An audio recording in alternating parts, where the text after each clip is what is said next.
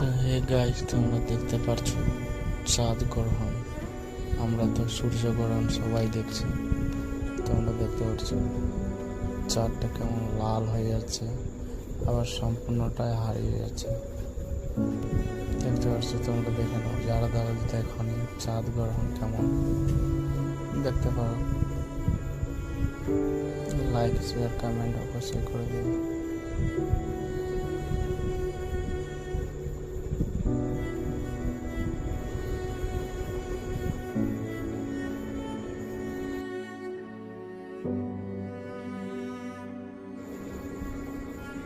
Good night, সবাই ভালো থাকো।